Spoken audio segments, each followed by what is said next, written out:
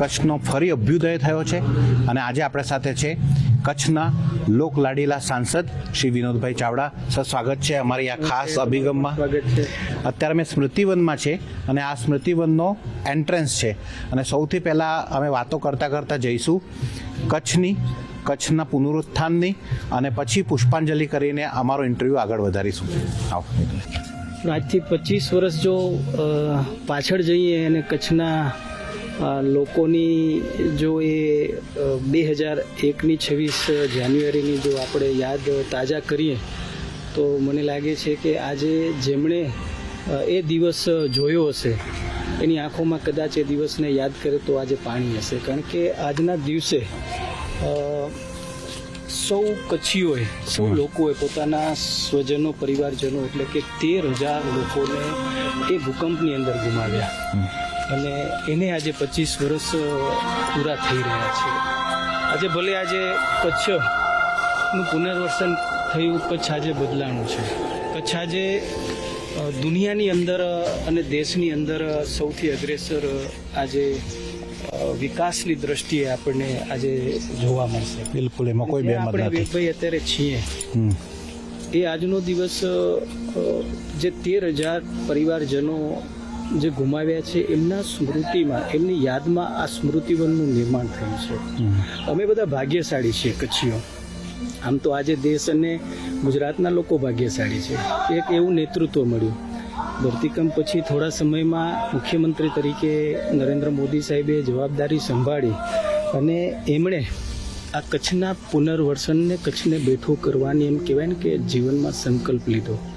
અને હું આજે યાદ કરીશ એક કચ્છિયતની, એ કચ્છની ખુમારીની, એ કચ્છના લોકોની. એ કચ્છના લોકો ખડે પગે જે મહેનત કરી અને એમ કહેવાય કે પૂરો સહયોગ સરકારને આપ્યો. અને કેન્દ્રની અંદર પણ એનડીએની સરકાર અને અટલ બિહારી વાજપેયીજી દેશના વડાપ્રધાન હતા અને ખૂબ સહયોગ મળ્યો. અને આજે કચ્છનું પુનર્વસન થયું, કચ્છ બેઠું થયું, એનો શ્રેય કોઈને આપવો હોય તો એ આપણા દેશના વડાપ્રધાન શ્રી નરેન્દ્ર મોદી સાહેબને આપવો પડે. બિલકુલ, એમાં કોઈ બેમત નથી. પણ એક સંગઠનની એમની જવાબદારી એટલે એમને ખબર પડ્યા પછી એમ કહેવાય કે કલાકોની ગણતરીમાં એ કચ્છ પહોંચ્યા. પહેલાં સીધું પ્રવેશ દ્વાર કચ્છનું એટલે ભચાઉની મુલાકાત લીધી, ત્યાંના લોકોને મળ્યા અને સતત કેટલા દિવસ સુધી સ્કૂટરમાં ફર્યા, પગે ચાલ્યા. જ્યાં નાના નાના રહેણાંકના ટેન્ટો હોય, જે વ્યવસ્થા હોય, આ બધું જ એમણે જોયું, નિહાળ્યું.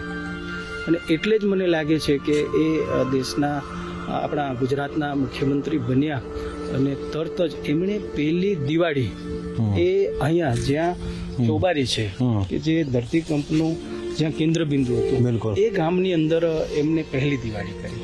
એટલું જ નહીં, બધા જ મંત્રીઓ, સચિવ કક્ષાના બધા જ સેક્રેટરી, અધિકારીશ્રીઓ, આખી સરકાર એમ કહેવાય કે અહીંયા આવી અને 1 અઠવાડિયા 15 દિવસ સુધી કચ્છના ગામડાઓને ખૂંદી વળ્યા. પછી જઈને રિપોર્ટિંગ કર્યું કે કચ્છની અંદર આ જોઈએ છે, આ ખૂટે છે, આપણે આવું કરીએ તો જલ્દીથી કચ્છનું પુનર્વસન થાય, કચ્છ બેઠું થાય, કચ્છના લોકોને સરળતા મળે, પાણી, વીજળી, રોડ, રસ્તા, શિક્ષણ, આરોગ્ય, આ બધું જ. અને જોતા જોતા આજે આપણે જોઈ રહ્યા છીએ બિલકુલ કે કચ્છ આજે ક્યાંય પહોંચ્યું છે. અને એના સાથે સાથે સામાજિક સંસ્થાઓને બી યાદ કરવી પડે. બિલકુલ, બધા જેમ ખાસ કરીને મેં જોયું હતું કે આપણા પ્રમુખ સ્વામી મહારાજ, BAPSની સંસ્થા આખી અહીંયા આવી ગઈ હતી એ સમયે અને બધા લોકોએ ખૂબ અહીંયા મહેનત કરી હતી એ સમયે. બિલકુલ, BAPS છે, રેડક્રોસ છે, ઘણી બધી સરકારો ત્યારે ભૂલી ગયા હતા કઈ સરકાર કોની છે. સરકારો, ઘણી બધી NGO દેશભરમાંથી, દુનિયાભરમાંથી એક ગામડા દત્તક લીધા અને એમણે મોદી સાહેબ મુખ્યમંત્રી બન્યા પછી સતત એમના માર્ગદર્શનની અંદર અનેક ગામડાઓને દત્તક લઈને એમનો પુનઃ જે છે કે ગામડાઓને નિર્માણ થયું. અહીંયા જે પણ લોકોની જરૂરિયાત હતી એ જરૂરિયાત પ્રમાણે જે છે કે આવી બધી જ NGO સંસ્થાઓએ પણ કામ કર્યું. એનું પણ પરિણામ છે. પણ સરકારે એક જે નક્કી કરેલી ગાઈડલાઈન, નક્કી કરેલું નિશ્ચિંત કે કચ્છને આપણે જલ્દી બેઠું કરવું છે, એનું પરિણામ છે આજે. બિલકુલ આપણે જોઈ રહ્યા છીએ. વિનોદભાઈ, એ સમયે લગભગ આપની ઉંમર 24-25 હશે? તમને આશ્ચર્ય થશે, હું TYBA ત્રીજા વર્ષમાં હતો અને જ્યાં આમ આજે આપણે કહીએ છીએ ને કે લાલન કોલેજથી લાલ કિલ્લા, અને એ લાલન કોલેજની અંદર હું અભ્યાસ કરતો હતો. અને જ્યારે ધરતીકંપ આવ્યો તે દિવસે હું અમારી લાલન કોલેજની હોસ્ટેલની અંદર હતો, અને જ્યારે ધરતી ધ્રુજી હું રૂમની અંદર હતો અને હું બહાર આવ્યો ગ્રાઉન્ડની અંદર, અને મને ત્યારે અનુભૂતિ થઈ કે ખરેખર આ ધરતીકંપ છે. ચારે બાજુ ચીસિયારો, હાહાકાર અને વાતાવરણ આપણે એટલી દર્દનાક, આપણે જે ચીસો અને જે વાતાવરણ ચારે દિશાનું હતું એ આજે હું યાદ કરું છું તો મારા શરીરના એમ રૂવાંટા ઊભા થઈ જાય. ને આજે આપણી આંખોના હૃદયમાં કે આંખોની અંદર આજે આપણે આંસુ આવી જાય, હૃદય આપણું પીગળી જાય, એ પ્રકારનું દ્રશ્યો અને વાતાવરણ જોયા છે. અને જ્યારે લાલન કોલેજ બિલ્ડિંગ મારી સામે જ ધ્વસ્ત થઈ, આ તો કુદરતના આભારી છીએ કે 26મી જાન્યુઆરી હતી, રજાનો દિવસ હતો. જો કદાચ રજાનો દિવસ ન હોય તો કદાચ હું આજે તમારી સમક્ષ અહીંયા તમને જોવા ન મળું. મારા જેવા હજારોની સંખ્યામાં વિદ્યાર્થીઓ, કચ્છની અંદર લાખો શાળા કોલેજની અંદર વિદ્યાર્થીઓ, આ તો આપણે સૌ ભગવાનનો આભાર માનીએ કે જાહેર રજા હોવાના કારણે આટલી મોટી જે આપત્તિ જે કચ્છ ઉપર આવવાની હતી એ ટળી છે. તો વિનોદભાઈ, એ જે તે સમયે એ થયું એના બાદ આપનો પહેલી પ્રતિક્રિયા શું હતી? કેમ કે ત્યારે તો કમ્યુનિકેશનના સાધનો બી નહોતા, તો સ્વાભાવિક છે ઘરવાળાની ચિંતા થાય. શું કર્યું સૌથી પહેલા? હું અને મારી સાથે મારો નાનો ભાઈ છે, એ પણ અહીં અભ્યાસ કરતો હતો. એ સરકારી આંબેડકર હોસ્ટેલની અંદર અભ્યાસ કરતો હતો. એટલે પેલું સ્વાભાવિક છે કે આવું થાય એટલે પોતાના પરિવારજનો કોઈને પણ યાદ આવે. બિલકુલ સાચી વાત. એવું લાગ્યું કે મારો નાનો ભાઈ છે એ 4 માળાનું બિલ્ડિંગ છે એટલે બાજુની અંદર હતું. ત્યાર તરત જ અમે લોકો બધા, હું જાતે દોડીને ગયો, બીજા બધા પોતપોતાની રીતે જ્યાં એમને સૂઝ્યું ત્યાં દોડીને ગયા. પણ ત્યાં જે છે કે એ બિલ્ડિંગ પડી ગયેલું પણ ધ્વસ્ત નહીં થયેલું, જેના કારણે જેટલા પણ ત્યાં વિદ્યાર્થીઓ રહીને અભ્યાસ કરતા હતા એમને જાનહાનિ ટળી.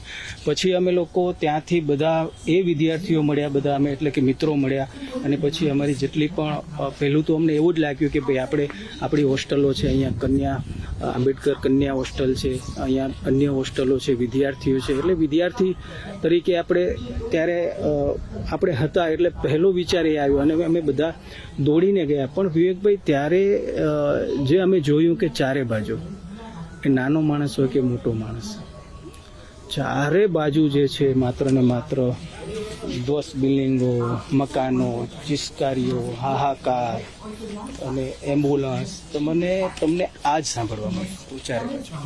પણ આજે વિનોદભાઈ, આપણે મિયાવાકી વનમાં છીએ અને આ વન જે છે આ એક સ્મૃતિ વન બનાવ્યું છે. આ સંકલ્પના બી ક્યારેક કોઈ માણસે ના કરી હોય કે આવું બી થઈ શકે કે ભૂકંપના પીડિતોનું બી મ્યુઝિયમ બની શકે. આ એક અલગ આશ્ચર્ય નથી લાગતું આપને? આ વિચારને કીધું ને માત્ર આપણા દેશના પ્રધાનમંત્રી શ્રી નરેન્દ્ર મોદી સાહેબને જ આવ્યા. આ જે ઐતિહાસિક ભુજીઓ છે, ભુજની ઓળખ છે, ભુજંગદેવનું ઉપર મંદિર છે, વર્ષોથી આ જગ્યા હતી. પણ આપણે અત્યારે જ્યાં જઈ રહ્યા છીએ વંદના કરવા, એ અહીંયા ચેકડેમ બનાવવામાં આવ્યા. આ તમે ચારે બાજુ ગ્રીનરી જોઈ રહ્યા છો, આ માત્ર કોઈ આ 10-15 વર્ષના કોઈ વૃક્ષો નથી, આ માત્ર 3 વર્ષના છે. અને લાખોની સંખ્યામાં વૃક્ષો આજે અહીંયા વાવવામાં આવ્યા છે. અહીંયા જે આપણે જોયું કે ચેકડેમ બનાવવામાં આવ્યા છે, પાણીને ઘરમાં ઉતરવામાં આવ્યું છે. અહીંયા તકતી લગાવવામાં આવી છે કે જે સ્વજનો ગુમાવ્યા છે એમના નામ છે. પણ આખો શ્રેય કોઈને જાય છે તો એ વડાપ્રધાન શ્રી મોદી સાહેબને જાય છે કે એમણે કલ્પના કરી હશે કે માત્ર અહીંયા વૃક્ષો વાવવાથી, અહીંયા ચેકડેમ બનાવવાથી કે અહીંયા આપણે જે આપણા સ્વજનો ગુમાવ્યા એની તકતી લગાવવાથી નહીં, પણ એ પ્રકારનું અહીંયા મ્યુઝિયમ બને. કારણ કે કચ્છની અંદર કે અન્ય જગ્યાએ કોઈ પ્રાંતની અંદર, જિલ્લાઓની અંદર ભૂકંપનો આપણે અનુભવ કરતા હોઈએ, પણ અન્ય જગ્યાએ એ અનુભવ ઘણી વખત જોવા ભગવાન આપે પણ નહીં, બિલકુલ. અને કર્યો બી ન હોય. પણ આજે જે મ્યુઝિયમ બનાવ્યું છે એ વર્લ્ડ ક્લાસ મ્યુઝિયમ બન્યું છે. અને જ્યારે એની અનુભૂતિ જ્યારે કોઈ પણ કરે છે ત્યારે બહાર આવીને એની આંખમાં પાણી હોય છે. અને ઘણા બધા લોકો અમે બી ગયેલા છીએ કે જ્યારે એ મ્યુઝિયમ સ્ટાર્ટ થાય ત્યારે પૂરું એ જોઈ પણ શકતા નથી, બિલકુલ એ અનુભવ પણ પૂરો નથી કરી શકતા અને રડતા રડતા બહાર આવે છે. એટલે આજે વર્લ્ડ ક્લાસ મ્યુઝિયમની આ ભેટ આપી છે, જેના કારણે હમણાં જ હું અમારા પાંડેજીએ બધું સંભાળે છે, એમને મારે મળવાનું થયું. મેં એમને પૂછ્યું કે 3 વર્ષમાં કેટલા પ્રવાસીઓ આવ્યા? 13 લાખથી વધારે પ્રવાસીઓ માત્ર આ સ્મૃતિવન જોવા આવ્યા છે. એટલે એક તો ખાસિયત મોદી સાહેબમાં છે, મેં એ બી એમને જોયું છે કે વિકાસને સાથે વિરાસત સંજોઈ રાખે, અને એના સાથે સાથે આવી જે વસ્તુઓ જે ઘટનાઓ ઘટી છે, ભલે આ દુર્ઘટના હતી, પણ એ સમયે આ એક મેસેજ એમ બી આપે છે કે માનવતા જે સાથે આવીને આજે કચ્છનું ફરી પુનરુત્થાન થયું છે, એમના માટે બી આ શ્રદ્ધાંજલિને એક નમન છે. અને એને એના દ્રષ્ટિકોણથી આપણે જોઈએ તો આ સ્મૃતિવનનું નિર્માણ થયું છે. બિલકુલ. અને એનો મેસેજ આખા વર્લ્ડમાં ગયો છે કે વર્લ્ડમાં આવી ઘણી બધી વસ્તુઓ જગ્યાઓ આવી ઘટનાઓ બની છે, પણ આ જે ઘટના બની છે એની અંદર બીજા સંદેશા બી છે કે જેમ આપણે કીધું ચેકડેમ બનાવ્યા છે, અહીંયા પાણીનો જળ સંચય બી થઈ રહ્યું છે, વૃક્ષો કરીને હરિયાળી બી થઈ રહી છે. તો આ એક અદ્ભુત આપણે કહી શકીએ છીએ કે એક સાચી અર્થમાં શ્રદ્ધાંજલિ છે. આ તો માત્ર હું ફરી દોહરાવું છું કે આપણા દેશના વડાપ્રધાન શ્રી નરેન્દ્ર મોદી સાહેબને જ વિચાર આવે કરી શકે. આજે હવે તમે જોજો દુનિયામાં ઘણી બધી જગ્યાએ ભૂકંપ થયા છે, ઘણી બધી આપત્તિઓ આવી છે, પણ આજે એ વિસરાઈ જાય છે, ભૂલાઈ જાય. બિલકુલ. પણ આ એક પ્રકારની એવી સ્મૃતિ છે કે કોઈ નહીં ભૂલી શકે, કોઈ ના ભૂલી શકે. અને એ પ્રકારની આજે અહીંયા સ્મૃતિમાં આ સ્મૃતિવનનું નિર્માણ થયું છે. મને લાગે છે કે એ વર્ષો સુધી બધા લોકોને યાદ રહેશે. વિનોદભાઈ, આપના વિશે જાણવું છે કે આપના મનમાં ક્યારે આવ્યું કે હું રાજનીતિમાં જાઉં? તો બહુ એક સામાન્ય પરિવારમાંથી આવનાર એક સામાન્ય વ્યક્તિ કહેવાય, પણ જ્યારે કોલેજ દરમિયાન છે કે અમારા બધા વિદ્યાર્થીઓ આપણા જે યુનિયનો હોય, બિલકુલ, એટલે એ યુનિયનોની અંદર બધા અમે લોકો કામ કરતા હતા, એટલે કે વિદ્યાર્થી યુનિયન. ત્યારે અમારે અહીંયા કારણ કે રાજકીય યુનિયન બહુ ઓછા હતા, અને વિદ્યાર્થી યુનિયન એટલે કે સામાજિક યુનિયન હોય, સામાજિક સેવાકીય પ્રવૃત્તિઓ હોય, તો એ જવાબદારીમાં અમે લોકો કામ કરતા હતા. હું પણ જ્યારે અમારું નાલંદ કોલેજનું જે અમારું વિદ્યાર્થી યુનિયન હોય એમાં સહપર્યાવરણ મંત્રી તરીકે મારી જવાબદારી હતી. બરાબર. તો એમ કહેવાય કે તે વખતે જે છે કે આપણે આ જવાબદારીઓ હોય એટલે સ્વાભાવિક છે. પછી સામાજિક જવાબદારીઓ પણ આમ સેવા કરવાનો એક વિચાર કોલેજ વખતે આવ્યો, અને કોલેજ કર્યા પછી તરત સામાજિક જવાબદારીઓ, સમાજની અંદર વિદ્યાર્થીઓના સન્માનના કાર્યક્રમો કરવા, સમૂહ લગ્નના કાર્યક્રમો કરવા, અને એમ કરતાં કરતાં સ્ટેપ બાય સ્ટેપ પછી શિક્ષક તરીકે મેં નોકરી કરી. બિલકુલ. પછી મેં LLB કરીને વકીલાત કરી, અને વકીલાતની પ્રેક્ટિસ બી 5 વર્ષ કરી, 2 વર્ષ ટીચર તરીકે. ટીચર દરમિયાન છે કે હું વિદ્યાભારતીની સ્કૂલની અંદર જોડાયો. અચ્છા. 2004ની અંદર. અને મારે સંઘ કાર્યાલય જે છે કે ત્યાં અમારું જે વિદ્યાભારતીનું જે અમારી સંસ્થા છે એમની ઓફિસ હતી, એમનો નિવાસ ત્યાં હતો, એટલે ત્યાં રહેવાનું થયું. બરાબર. ત્યાં બધાના પરિચયમાં આવ્યો, અને સ્વાભાવિક છે કે જાહેર જીવનની અંદર કામ તો કરતા હતા, અને ત્યારથી જે છે કે બધું સમાજ માટે, દેશ માટે, રાષ્ટ્ર માટે એક કામ કરવાની એક નવી પ્રેરણા મળી. અને સવારની ત્યાં અમારી શિવાજી પ્રભાત શાખા હોય, એટલે શિવાજી પ્રભાત શાખામાં પણ જવાનું થતું. અને પછી ધીરે ધીરે 1 વર્ષની અંદર તરત જ જે છે કે મારું LLB કમ્પ્લીટ થયું, એટલે પછી મેં પ્રેક્ટિસ શરૂઆત કરી. પણ એની વચ્ચે જિલ્લા પંચાયત, તાલુકા પંચાયત, સ્થાનિય સ્વરાજ્ય ચૂંટણીઓ આવી 1 વર્ષમાં. 2005 પછી થોડા સમયની અંદર ચૂંટણીઓ આવી, એટલે કે 2010માં ચૂંટણી આવી. ત્યારે તો હું જિલ્લા પંચાયત મને પાર્ટી આપી, પણ 2005ની અંદર ત્યાં કામ કરતો હતો, એટલે ત્યાંથી લોકોની નજરમાં આપણા આગેવાનોની એટલે કે પાર્ટીની અંદર અને યુવા મોરચાની અંદર જવાબદારી આપી. એટલે યુવા મોરચાની અંદર જિલ્લાના મંત્રી તરીકેની મારી જવાબદારી મને 2005ની અંદર મળી. એક બાજુ વકીલાત શરૂ થઈ અને ત્યારથી આપણી જે છે રાજકીય સફરની શરૂઆત અને પાર્ટીના કામ જે પણ મળતું આવ્યું અને આપણે જે છે કે કામ કરતા ગયા. યુવા મોરચો, જિલ્લા પંચાયત, યુનિવર્સિટીની અંદર સેનેટ મેમ્બર તરીકે ઇલેક્ટેડ, એસસી મોરચામાં કામ કર્યું અને 2014માં પાર્ટીએ બહુ નાની ઉંમરે પહેલી વાર સીધી ટિકિટ આપી દીધી, બીજી વાર, ત્રીજી વાર. અને આજે હું ભાગ્યશાળી મારી જાતને માનું છું કે વડીલોના, મા બાપના આશીર્વાદ અને એક એવું નેતૃત્વ કે જેમની દ્રષ્ટિ, જેમ હમણાં આપણને કહે છે કે મારે 1 લાખ યુવાનોને રાજનીતિમાં જોડવા છે, અને ત્યારે એ મારા દિવસો પણ યાદ આવે કે માત્ર નરેન્દ્ર મોદી સાહેબની દ્રષ્ટિ હોય તો જ આવા યુવાનો નાની વય રાજનીતિની અંદર આવતા હોય. અને જે આજે હું જોઈ રહ્યો છું અને એટલે જ મને આજે કામ કરવાનું વધુ પ્રેરણા મળે. એટલે રાજકીય ગુરુ મોદી સાહેબ જ છે આપના? બિલકુલ. કારણ કે જ્યારથી હું સમજણો થયો, રાજનીતિની અંદર આવ્યો હતો એટલે ત્યારે એમની જ પ્રેરણા અને એમને જ જોઈ કરીને અને સતત દિવસે દિવસે જે છે.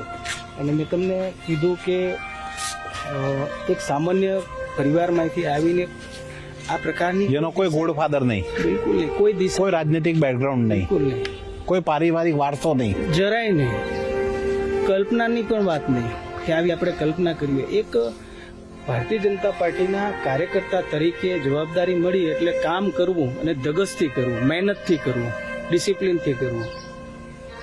આ કામ કરતા કરતા જે છે મને આજે પાર્ટી અહીંયા પહોંચાડી. તો વિનોદભાઈ, આપણે 3 ટર્મ થઈ ગઈ. 3 ટર્મમાં એવા વિશેષ કયા કયા કાર્ય લાગે છે જે આપને લાગે છે કે ના, કે આ કાર્યથી એક આપને ગર્વ અનુભવ થાય કે સંતોષ અનુભવ થાય કે મેં આ કામ કર્યું? સૌથી પહેલાં તો જ્યારે 2014ની અંદર હું પહેલી વખત સાંસદ બન્યો અને અમારે અહીંયા પાસપોર્ટ જે કેન્દ્ર કહેવાય, પાસપોર્ટ સેવા કેન્દ્ર, એટલે પાસપોર્ટ ઓફિસ નહોતી. અહીંયા લોકોને રાજકોટ અને અમદાવાદ જવું પડતું હતું. હવે તમે જખૌથી કે નારાયણ સરોવરથી અમદાવાદ જાય એટલે એને માનીને ચાલો 700-750 કિલોમીટર થાય. હવે ત્યાં ગયા પછી એક નાની ક્વેરી આવે એટલે એને પરત આવવું પડે, અપોઇન્ટમેન્ટ લેવી પડે. બિલકુલ. એટલે સૌથી માથાના દુખાવા સમાન આ પ્રશ્ન હતો. અમારો જિલ્લો છે, NRI જિલ્લો છે, વિદેશની અંદર ઘણા બધા લોકો ત્યાં આફ્રિકન કન્ટ્રી, ઓસ્ટ્રેલિયા છે, UK છે, ઓમાનની અંદર કમાવા માટે લોકો જાય છે. અને ગુજરાતની અંદર સૌથી વધારે તે વખતે પાસપોર્ટ બનતા હોય અમદાવાદ, સુરત મહાનગરો પછી તો એ કચ્છની અંદર. તો આ પ્રશ્નને લઈને હું ત્યારે વિદેશ મંત્રી શ્રી સુષ્માજી હતા, એમને મળ્યો, મેં એમને વાત કરી. 1 વાર મળ્યો, 2 વાર મળ્યો, મેં એમને સમજાવ્યા અને આખરે એક વખત મળીને મેં એમને હૃદયથી કીધું કે હું 2-3 વાર મળી ગયો છું, મેં તમને વિનંતી કરી છે, પણ અહીંયા અમારા માટે પ્રશ્ન એવો છે કે કોઈ પણ માણસને આટલા કિલોમીટર ઉપર જવું અને પછી એના કોઈ નાની ક્વેરીના કારણે એને 2 મહિના પછી અપોઇન્ટમેન્ટ લેવી પડે. અને સમજ્યા મારી વાતને, એકદમ મારી નજર સામે બોલતો તો સમજ્યા, સૂચના આપી અને મને લાગે છે કે આખી યોજના બની. અને જ્યારે 5 પાસપોર્ટ સેવા કેન્દ્ર ભારતની અંદર ડિક્લેર થયા હતા, એમાં એક કચ્છ હતું. અને પછી તો આખી ભારત સરકારની એક યોજના બની અને બધા જિલ્લાઓને પાસપોર્ટ સેવા કેન્દ્ર આપવું. એટલે સૌથી પહેલા તો આસાનો કે સૌથી મોટી જે વાત કહેવાય એ પાસપોર્ટ સેવા કેન્દ્ર, એ પાસપોર્ટ સેવા કેન્દ્ર. અને એ સિવાય તો અહીંયા જે છે કે અમારે ગાંધીધામની અંદર પણ ઘણા બધા પ્રશ્નો હતા, નાના મોટા, જે ખાસ કરીને ગાંધીધામ એટલે એક લઘુ ભારત, બિલકુલ, બધા પ્રાંતના લોકો, બધા પ્રાંતના, બરાબર. અને એમની પણ રેલવેની નાની નાની જે પણ પ્રશ્નોની માંગણી હતી એને પણ વાચા આપી. એ સિવાય અમારી કચ્છ યુનિવર્સિટી છે કે એ કચ્છ યુનિવર્સિટી શ્યામજી કૃષ્ણ વર્માના નામે ચાલી રહી છે અને એમને પણ આપણે જે છે કે કેન્દ્ર સરકારની જે માન્યતાઓ મળવી જોઈએ, ગ્રાન્ટ મળવી જોઈએ, તો એ પણ આપણે એમાં સફળ રહ્યા અને એને એ ગ્રાન્ટને આપણે માન્યતા અપાવી શક્યા. આવા ઘણા બધા કામો અને મોદી સાહેબના નેતૃત્વમાં તો સાહેબની દ્રષ્ટિથી જે નર્મદાનું જે કેનાલનું પાણી આવ્યું, બિલકુલ 15 દિવસમાં મંજૂરી આપી. સડાથી ચોબારી જે આ સૌથી જૂનો પ્રશ્ન હતો અને જેના કારણે કેનાલનું કામ આગળ નહોતું વધતું. એની મંજૂરી મોદી સાહેબે આપી. કેનાલ પણ આજે કચ્છની અંદર આવી. 2 વાર વધામણા કરવા માટે મોદી સાહેબ કચ્છની અંદર આવ્યા. એનો શ્રેય કચ્છના વતી હું મોદી સાહેબને આપું છું. આજે ગડુલી સાંતલપુર એક સરહદી રોડ છે. બરાબર. આઝાદી પછી આપણે જોયું કે કોઈને વિચાર નહીં આવ્યો, પણ એ જે આપણે રોડ ટુ હેવન કહીએ છીએ એની મંજૂરી પણ વાઇલ્ડ લાઈફની જે છે કે આખી જે પેન્ડિંગ હતી એ આદરણીય શ્રી મોદી સાહેબ વડાપ્રધાન બન્યા પછી મળી, ને જેના કારણે એ રોડ પણ આજે ધબકતો થયો છે. પ્રવાસન ક્ષેત્રે, સામાજિક ક્ષેત્રે, ટ્રાન્સપોર્ટના ક્ષેત્રે, બધા ક્ષેત્રે રોડનું પણ મહત્વ વધ્યું છે. એવા તો હું કેટલાય કામો તમને ગણાવું કે જેના કારણે જે છે કે છેલ્લા 11 વર્ષની અંદર કચ્છની કાયાપલટ થઈ છે. આજે બિલકુલ ઇન્ફ્રાસ્ટ્રક્ચર ડેવલપ થયું, પાણી આવ્યું, વીજળી આવી, કનેક્ટિવિટી વધી, રિન્યુએબલ એનર્જી પાર્ક મોટો બની રહ્યો. ટ્રેનો જે છે એમના માટે આજે ટ્રેક જે છે કે ડબલ લાઇન થયું. આજે અન્ય ટ્રેનો આવી રહી છે. આજે ફ્લાઇટની એર કનેક્ટિવિટી અહીંયા વધી છે. એટલે કોઈ ફિલ્ડ બાકી નથી. અને ટુરિઝમ ક્ષેત્રે તો આપણે જોયું છે તો આ સ્મૃતિવન, રન ઓફ કચ્છ, ધોલાવીરા, માંડવી બીચ, શ્યામજી કૃષ્ણ વર્માનું સ્મારક હોય માંડવીમાં. એટલે અદ્ભુત વિકાસ પ્રવાસન ક્ષેત્રે 11 વર્ષની અંદર. આમ તો સાહેબ મુખ્યમંત્રી હતા ત્યારે રન ઓફ કચ્છ શરૂ થયું, પણ છેલ્લા આ એમ કહેવાય કે 10-15 વર્ષની અંદર તો આજે નાનો માણસ આજે રોજગારીની બાબતનું એક બે કેવું છે કે સૌથી વધારે આજે આપણે અહીંયા નાના મોટા બધા જ કારીગરો છે. આપણે અહીંયા બધા પ્રકારનું કામ છે. ભરત કામ છે, અહીંયા માટી કામ છે, અહીંયા ઘણું કચ્છી સોલ છે, અહીંયા કચ્છી બાંધણીનું કામ છે, અહીંયા રોગાન આર્ટ છે, મેટલ આર્ટ છે. આ બધા લોકો જીવંત રહ્યા અને એમને તમને તો અનુભવ છે. બિલકુલ આ બધા લોકોને રોજગારી મળતી હતી. આ પ્રવાસનના કારણે જે કે અહીંયા લોકો આવતા થયો તો એમની ખરીદી વધી. આજે ટ્રાન્સપોર્ટ, રોડ, રિક્ષા, ટેક્સી, આજે રેસ્ટોરન્ટ, હોટલ, બધા લોકોનો વ્યવસાય વધ્યો છે અને રોજગારી વધી છે. અને જેનું પરિણામ આજે આપણને જોવા મળે છે. માત્ર એક વ્યક્તિના દ્રષ્ટિના કારણે આ કાયાપલટ થઈ છે. આ દિશા આજે ચેન્જ થઈ છે. આજથી 5 વર્ષ પછી વિનોદભાઈ કઈ રીતે જુએ છે કચ્છ? કેવું કચ્છ નજરે પડશે લોકોને? હું માની રહ્યો છું કે જ્યારે અમે લોકોની વચ્ચે જઈએ, અમે સ્વાભાવિક છે કે અમારે રાજકીય ભાષણ કરવાનું હોય, વાત મૂકવાની હોય, ત્યારે હું દિલ ખોલીને કહેતો કે હું આજે મને જે ઉંમર થઈ છે અને ભૂકંપ આવ્યો, ધરતીકંપ આવ્યો ત્યારે મારી ઉંમર 21-22 વર્ષની હતી. પણ આજે 21-22 વર્ષના તમે કોઈ દીકરાને પૂછો કે તમને કચ્છ ધરતીકંપ પહેલાનું યાદ છે, એને નહીં ખબર હોય. કારણ કે 25-26 વર્ષ થયા. પણ એ દિવસોને અમે યાદ કરીએ. અમે કોલેજમાં હતા એટલે અમને ખબર છે કે કચ્છ તે વખતે કેવું હતું. અને નરેન્દ્ર મોદી સાહેબ મુખ્યમંત્રી બન્યા પછી કચ્છની કાયાપલટ થઈ. બરાબર. અમે એ વિકાસ નરી આંખે જોયેલો છે. કચ્છનું પુનરાવર્તન અને કચ્છનું પરિવર્તન અને કચ્છને વિકસિત બનતું અમે જોયું છે. એટલે અમે કોન્ફિડન્સલી કહી શકીએ કે કચ્છની કાયાપલટ થશે. અને અમે હવે જઈએ છીએ ત્યારે કહીએ છીએ કે માં નર્મદાના પાણીના વધારાના 5,000 કરોડ રૂપિયા ગુજરાતની સરકારે મુખ્યમંત્રી શ્રી ભૂપેન્દ્રભાઈ પટેલ સાહેબે આપ્યા. અને 2 વખત આ મુખ્ય કેનાલ કચ્છની અંદર વધામણા કરવા માટે આદરણીય શ્રી નરેન્દ્ર મોદી સાહેબ આવ્યા. હવે જ્યારે વધારાના પાણીના જ્યારે કામો શરૂ થશે ત્યારે કચ્છના દરેક તાલુકાની અંદર, ખેતરની અંદર પાણી પહોંચશે, જળાશયમાં પાણી પહોંચશે, કચ્છ હરિયાળું બનશે. આજે ભાઈ રોડની વાત કરીએ તો સૌથી વધારે નેશનલ હાઈવે અહીંયા હશે. બરાબર. અને આખું સર્કલ બની રહ્યું છે. આપણે કોસ્ટલ સેન્ટરથી આપણે કંડલાથી આમ જઈએ, મુન્દ્રાથી આમ માંડવીથી, જખૌથી આપણે છેક નારાયણ સરોવર, કોટેશ્વર અને પછી ત્યાંથી સરહદી જમીની સીમા ચાલુ થાય તો આપણો ગડુલી સાંતલપુર. બરાબર. તો આખું એક જે છે કે રોડની કનેક્ટિવિટી વધી રહી છે. આજે રેલવેની કનેક્ટિવિટી વધી રહી છે. બિલકુલ. આજે નલિયા સુધી બ્રોડગેજ લાઇન, આજે જખૌ સુધી, આજે નારાયણ સરોવર, કોટેશ્વર સુધી આજે મંજૂરી મળી ગઈ, કામ ચાલુ થશે. આજે એનાથી ઉપર જઈને જ્યાં આપણે ધોરડો છે, ધોળાવીરા છે, ત્યાં સુધી એનો ડીપીઆર તૈયાર થઈ રહી છે. માંડવીમાં પણ ટ્રેન પહોંચશે. એટલે કનેક્ટિવિટીમાં અવ્વલ હશે. આજે અહીંયા 4 થી 5 આજે એરપોર્ટ છે. બરાબર. આજે ભુજનું એરપોર્ટનું કામ આજે ચાલી રહ્યું છે. આજે ભુજના રેલવે સ્ટેશનનું અદ્યતન કામ આજે ચાલી રહ્યું છે. ભચાઉ, સામખિયારી જેવા રેલવે સ્ટેશનો, ગાંધીધામ, અંજાર અપગ્રેશન આજે થઈ રહ્યા છે.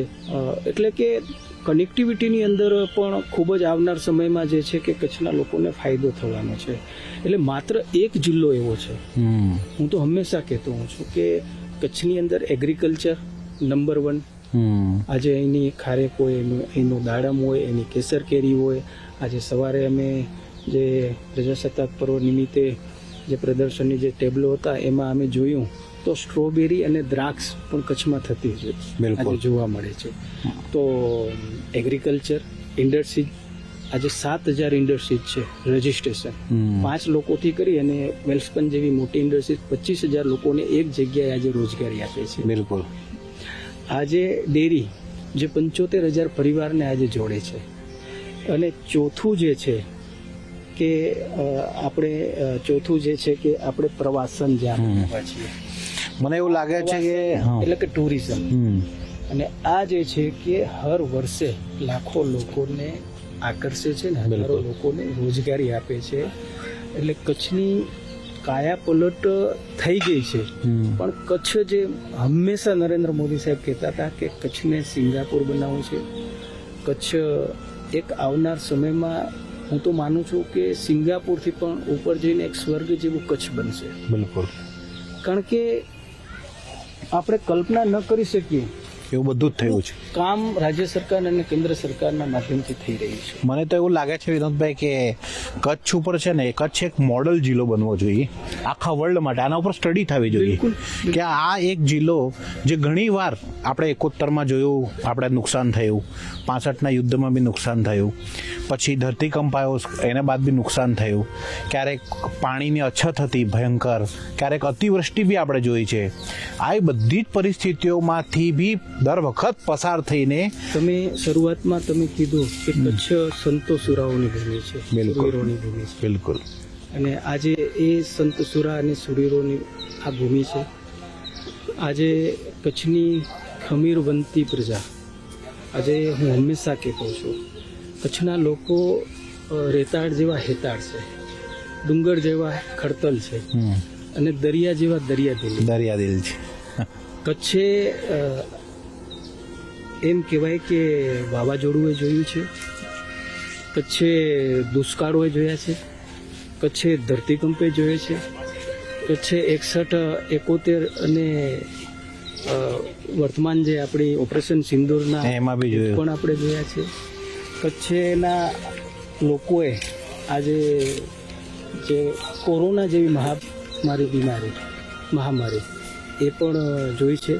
અને હવે તો કચ્છની અંદર વરસાદનું પ્રમાણ વધી ગયું છે. અતિવૃષ્ટિ પણ માંડવીની અંદર છેલ્લા 2 વર્ષથી અમે જોઈ રહ્યા છીએ. પણ કચ્છની જે ખમીરવંતી અને ખડતલ જે પ્રજા છે, દરિયાદિલી જે પ્રજા છે અને જે લોકો છે, અને આવા સંતો થઈ ગયા, શુરવીરો થઈ ગયા, અનેક દાખલા, સતીઓ થઈ ગયા, અનેક દાખલા, અનેક પાડિયાઓ છે. અને આમ કહી શકાય એટલો કચ્છનો ધાર્મિક ધરોહર ઇતિહાસ છે કચ્છનો. બિલકુલ. અને આજે અહીંયા જારાનું યુદ્ધ હોય, જે જગ્યા ઉપર આપણે બેઠા છીએ અહીંયા પણ એક યુદ્ધનો ઇતિહાસ છે. અનેક નાગા બાવાઓએ આજે મુગલો સામે પોતાની એમ કહેવાય છે કે અહીંયા પણ શહીદી વોરી હતી. નાત જાતના કોઈ પણ ધર્મના ભેદભાવ વગર અહીંયા પણ આ ભુજિયાના તળેટીની અંદર પણ જેમ જારાનું યુદ્ધ થયું એમાં એક યુદ્ધનો અહીંયા પણ ઇતિહાસ છે. એટલે કચ્છના લોકોએ ખૂબ બધું જોયું છે. અને એટલે જ આજે કચ્છ કંઈક તમે કીધું એવી રીતે બીજા પ્રાંતોથી, બીજા જિલ્લાઓથી કંઈક તમને અલગ જોવા મળશે. ખૂબ ખૂબ ધન્યવાદ વિનોદભાઈ, આટલી બધી વાર્તાઓ આપે અમને શેર કરી. પણ મારે આજે હું બધું કચ્છ વિશે વાંચતો હતો અને આજે મને કચ્છનું જે સ્ટેટ હતું ને એનો જૂનો સ્ટેમ્પ જોવા મળ્યો અને એને નીચે લખેલું હતું કરેજ એન્ડ કોન્ફિડન્સ. તો આ જ વસ્તુ જે છે એ કચ્છની મૂળ વસ્તુ છે કે સાહસ અને વિશ્વાસ, આ બે ઉપર કચ્છ ચાલે છે. ને એ જ કારણ છે કે બધી જ વિપત્તિઓને બાવજૂદ બી કચ્છ આજે ઊભું છે, અડીખમ ઊભું છે અને સતત વિકસિત રહ્યું છે. ખૂબ ખૂબ ધન્યવાદ, ખૂબ ખૂબ ધન્યવાદ.